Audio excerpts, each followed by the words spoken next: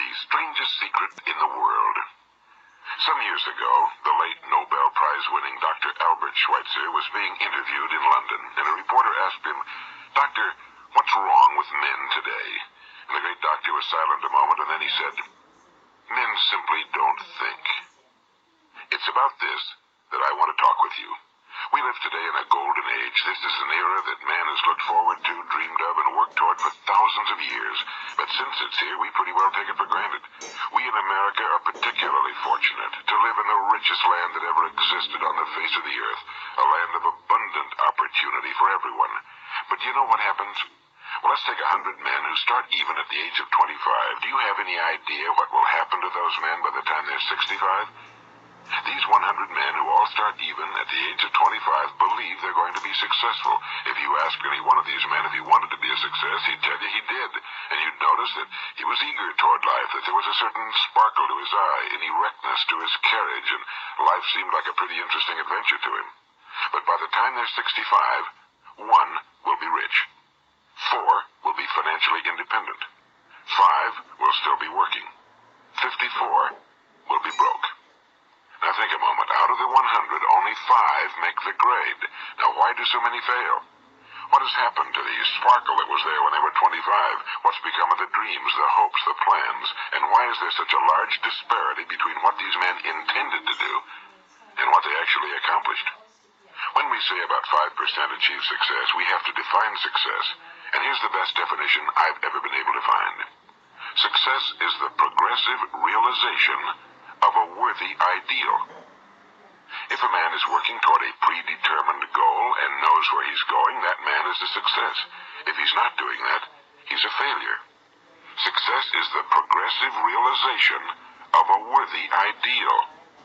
Rollo May, the distinguished psychiatrist, wrote a wonderful book called Man's Search for Himself. And in this book he says, the opposite of courage in our society is not cowardice. It is conformity. And there you have the trouble today. It's conformity, people acting like everyone else without knowing why, without knowing where they're going. Now think of it. In America right now, there are over 18 million people 65 years of age and older. And most of them are broke. They're dependent on someone else for life's necessities. Now we learn to read by the time we're 7. We learn to make a living by the time we're 25. Usually by that time we're not only making a living, we're supporting a family. And yet by the time we're 65, we haven't learned how to become financially independent in the richest land that has ever been known. Why? We conform. And the trouble is that we're acting like the wrong percentage group, the 95 who don't succeed. Now why do these people conform? Well, they really don't know. These people believe that their lives are shaped by circumstances, by things that happen to them, by exterior forces. They're outer-directed people. A survey was made one time that covered a lot of men, working men, and these men were asked, "Why do you work? Why do you get up in the morning?" 19 out of 20 had no idea. If you ask them, they'll say, well, everyone goes to work in the morning, and that's the reason they do it, because everyone else is doing it. Now let's get back to our definition of success. Who succeeds? The only person who succeeds is the person who is progressively realizing a worthy ideal. Is the person who says, "I'm going to become this," and then begins to work toward that goal. I'll tell you who the successful people are. A success is the school teacher who's teaching school because that's what he or she wants to do. The success is the woman who's a wife and mother because she wanted to become a wife and mother and is doing a good job of it. The success is the man who runs the corner gas station because that was his dream. That's what he wanted to do. The success is the successful salesman who wants to become a top-notch salesman and grow and build with his organization. A success is anyone who is doing deliberately a predetermined job because that's what he decided to do deliberately. But only 1 out of 20 does that. That's why today there isn't really any competition unless we make it for ourselves. Instead of competing, all we have to do is create. You know, for 20 years I looked for the key which would determine what would happen to a human being. Was there a key I wanted to know which would make the future a promise that we could foretell to a large extent? Was there a key that would guarantee a person's becoming successful if he only knew about it and knew how to use it? Well, there is such a key, and I've found it. Have you ever wondered why so many men work so hard and honestly without ever achieving anything in particular, and others don't seem to work hard and yet seem to get everything?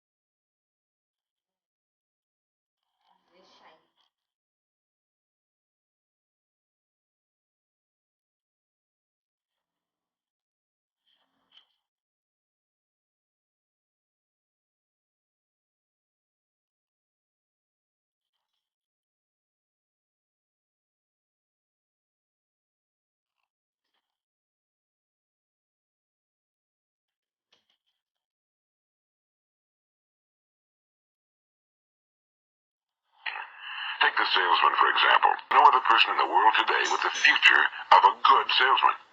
Selling is the world's highest paid profession, if we're good at it, and if we know where we're going.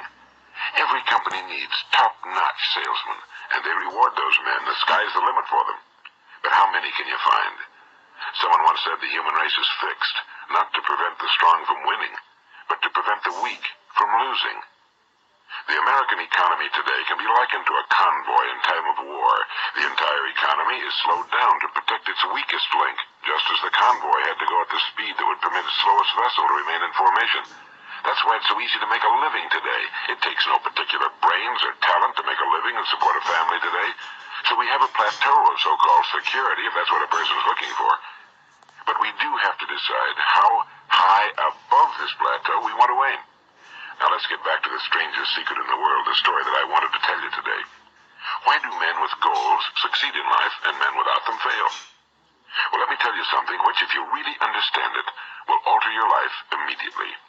If you understand completely what I'm going to tell you from this moment on, your life will never be the same again. You will suddenly find that good luck just seems to be attracted to you.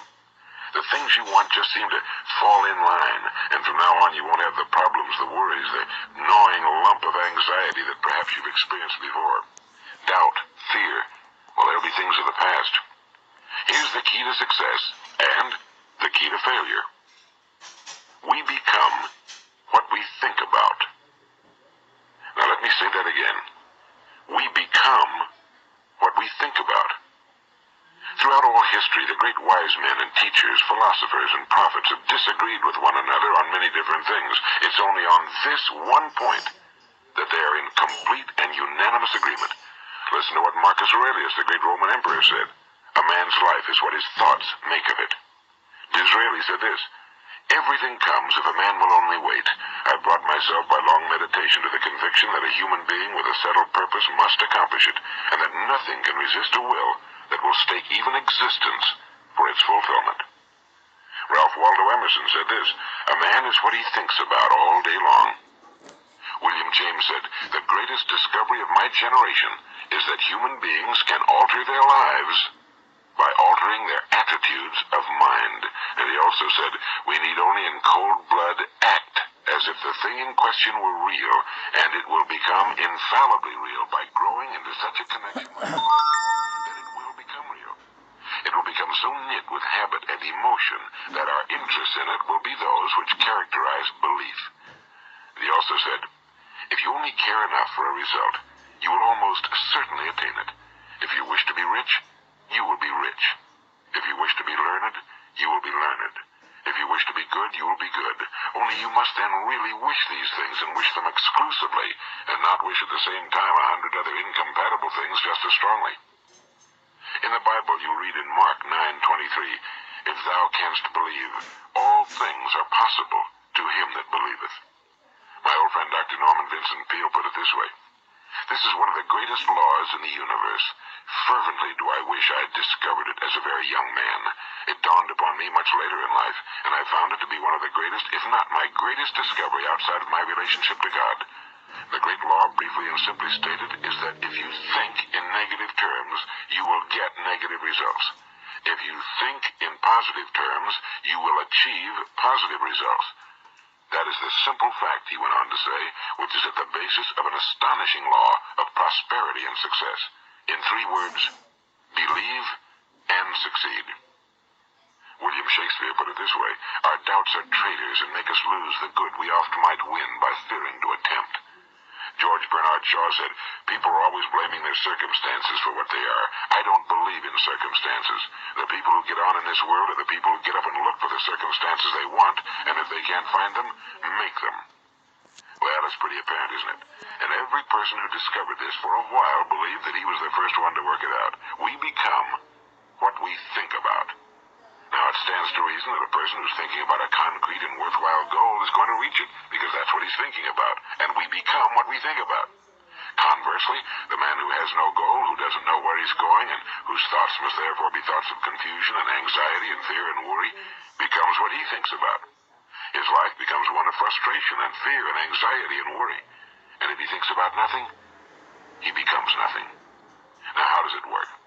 Why do we become what we think about? Well, I'll tell you how it works as far as we know. Now, to do this, I want to tell you about a situation that parallels the human mind. Suppose a farmer has some land, and it's good fertile land.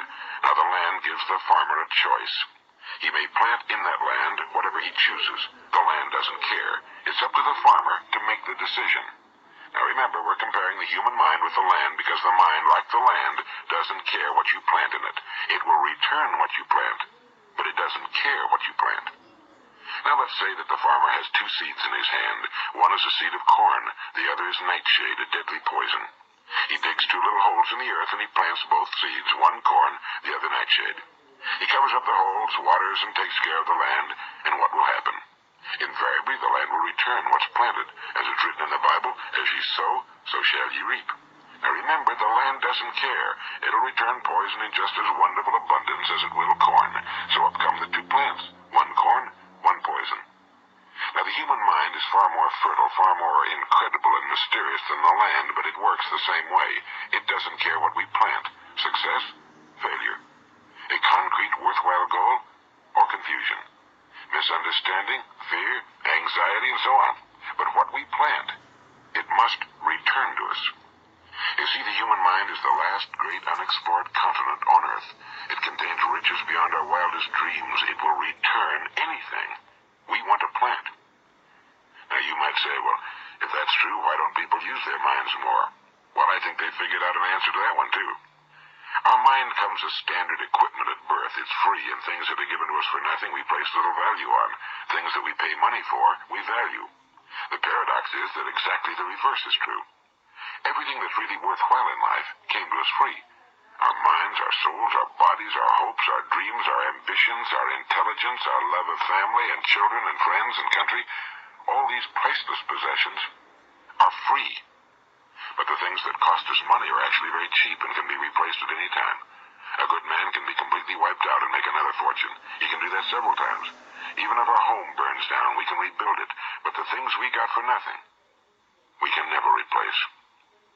The human mind isn't used because we take it for granted. Familiarity breeds contempt.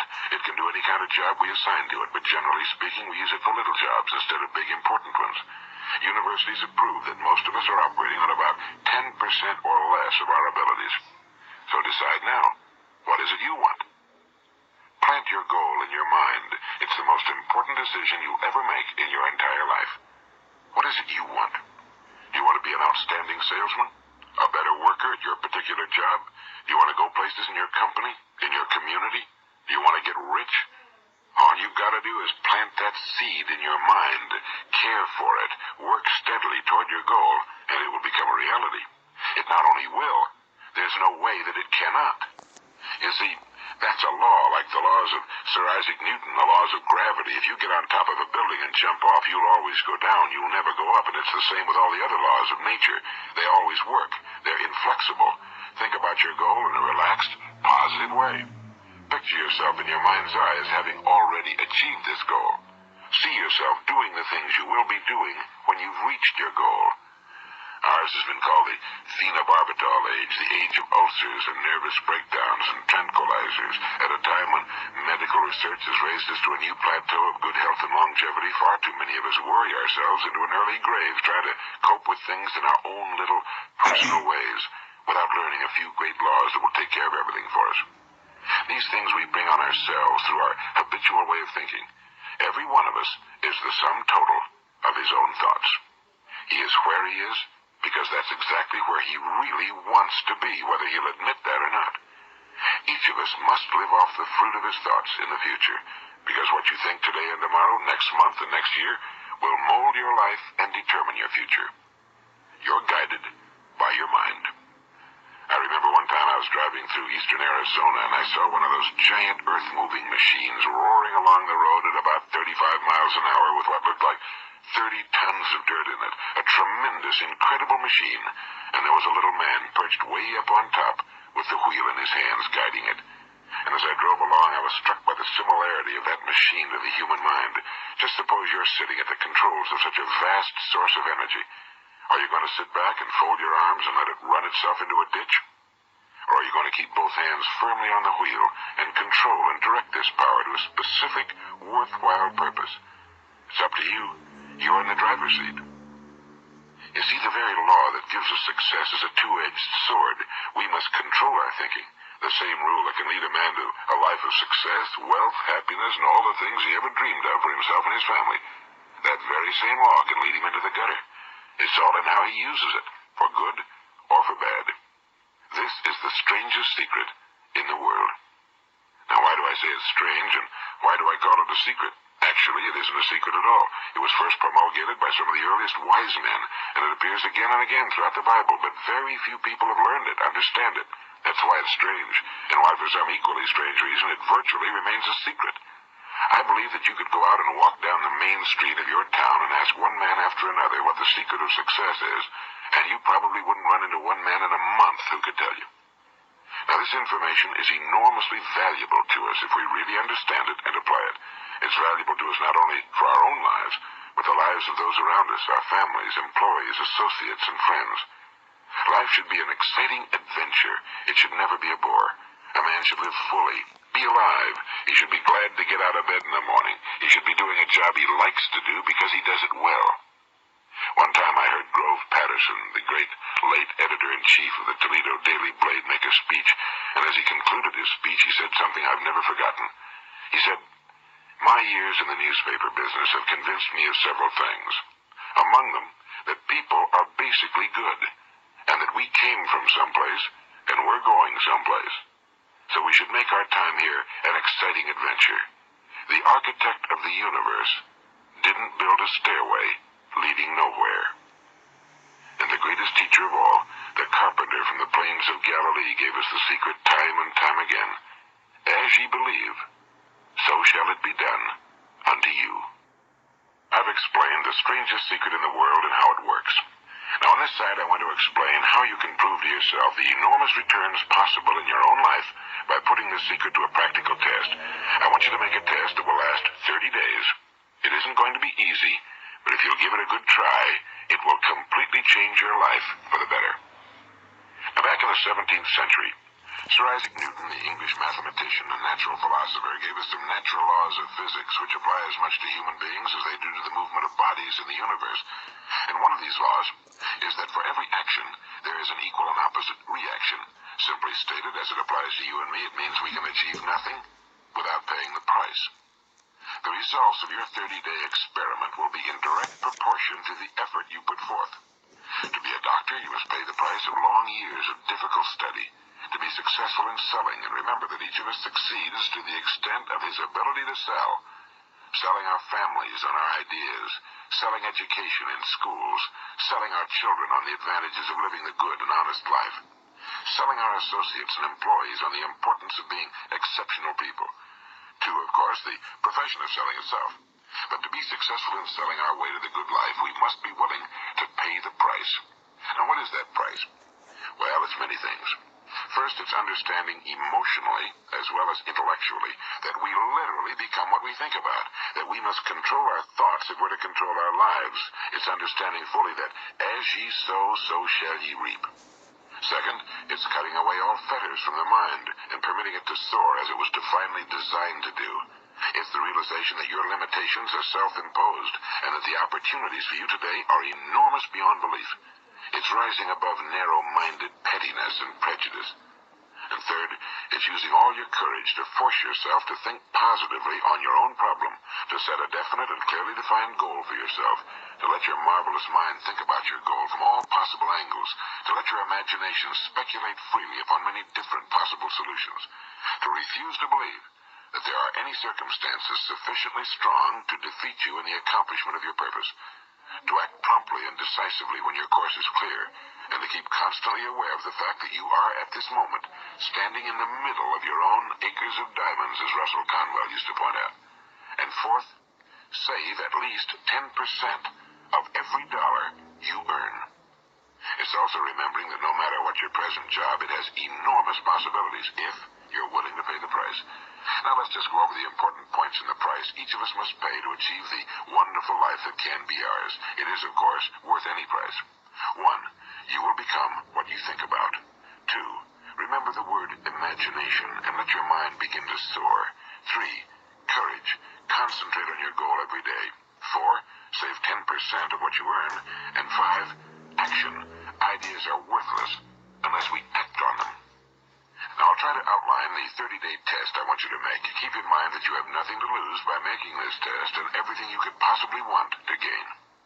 There are 2 things that may be said of everyone. Each of us wants something, and each of us is afraid of something. I want you to write on a card what it is you want more than anything else. It may be more money. Perhaps you'd like to double your income or make a specific amount of money. It may be a beautiful home. It may be success at your job. It may be a particular position in life. It could be a more harmonious family. Each of us wants something. Now write down on your card specifically what it is you want. Make sure it's a single goal and clearly defined. You needn't show it to anyone, but carry it with you so that you can look at it several times a day. Think about it in a cheerful, relaxed, positive way each morning when you get up. And immediately you have something to work for, something to get out of bed for, something to live for. Look at it every chance you get during the day and just before going to bed at night. And as you look at it, remember that you must become what you think about, and since you're thinking about your goal, you realize that soon it will be yours. In fact, it's yours really the moment you write it down and begin to think about it. Look at the abundance all around you as you go about your daily business. You have as much right to this abundance as any other living creature. It's yours for the asking. Now we come to the difficult part. Difficult because it means the formation of what is probably a brand new habit, and new habits are not easily formed. Once formed, however, it will follow you for the rest of your life. Stop thinking about what it is you fear. Each time a fearful or negative thought comes into your consciousness, replace it with a mental picture of your positive and worthwhile goal. And there will come times when you'll feel like giving up. It's easier for a human being to think negatively than positively. That's why only 5% are successful. You must begin now to place yourself in that group. For 30 days, you must take control of your mind. It will think about only what you permit it to think about. Each day for this 30-day test, do more than you have to do. In addition to maintaining a cheerful, positive outlook, give of yourself more than you've ever done before. Do this knowing that your returns in life must be in direct proportion to what you give. The moment you decide on a goal to work toward, you're immediately a successful person. You are then in that rare and successful category of people who know where they're going. Out of every 100 people, you belong to the top 5. Don't concern yourself too much with how you're going to achieve your goal. Leave that completely to a power greater than yourself. All you have to do is know where you're going. The answers will come to you of their own accord and at the right time. Remember these words from the Sermon on the Mount, and remember them well. Keep them constantly before you this month of your test. Ask, and it shall be given you. Seek, and ye shall find. Knock, and it shall be opened unto you. For every one that asketh receiveth, and he that seeketh findeth, and to him that knocketh it shall be opened. It's as marvelous and as simple as that. In fact, it's so simple that in our seemingly complicated world, it's difficult for an adult to understand that all he needs is a purpose and faith. For 30 days, do your very best. If you're a salesman, go at it as you've never done before, not in a hectic fashion, but with the calm, cheerful assurance that time well spent will give you the abundance in return you deserve and want. If you're a homemaker, devote your 30-day test to completely giving of yourself without thinking about receiving anything in return, and you'll be amazed at the difference it makes in your life. No matter what your job, do it as you've never done it before for 30 days. And if you've kept your goal before you every day, you'll wonder and marvel at this new life you've found. Dorothea Brand, the outstanding editor and writer, discovered it for herself and tells about it in her fine book, Wake Up and Live. Her entire philosophy is reduced to the words, act as though it were impossible to fail. She made her own test with sincerity and faith, and her entire life was changed to one of overwhelming success. Now, you make your test for 30 full days. Don't start your test until you've made up your mind to stick with it. You see, by being persistent, you're demonstrating faith. Persistence is simply another word for faith. If you didn't have faith, you'd never persist. If you should fail during your first 30 days, by that I mean suddenly find yourself overwhelmed by negative thoughts, you've got to start over again from that point and go 30 more days. Gradually, your new habit will form until you find yourself one of that wonderful minority to whom virtually nothing is impossible. And don't forget the card. It's vitally important as you begin this new way of living. On one side of the card, write your goal, whatever it may be. On the other side, write the words we've quoted from the Sermon on the Mount. Ask, and it shall be given you. Seek, and ye shall find. Knock, and it shall be opened unto you. Nothing great was ever accomplished without inspiration. See that during these crucial first 30 days, your own inspiration is kept at a peak. And above all, don't worry. Worry brings fear, and fear is crippling. The only thing that can cause you to worry during your test is trying to do it all yourself. Know that all you have to do is hold your goal before you. Everything else will take care of itself. Remember also to keep calm and cheerful. Don't let petty things annoy you and get you off course. Now, since making this test is difficult, some will say, why should I bother? Well, look at the alternative. No one wants to be a failure. No one really wants to be a mediocre individual. No one wants a life constantly filled with worry and fear and frustration.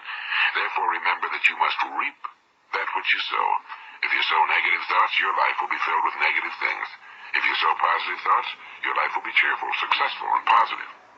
Now, gradually, you will have a tendency to forget what you've heard on this recording. Play it often. Keep reminding yourself of what you must do to form this new habit. Gather your whole family around at regular intervals and listen to what's been said here. You know, most men will tell you that they want to make money without understanding the law. The only people who make money work in a mint. The rest of us must earn money.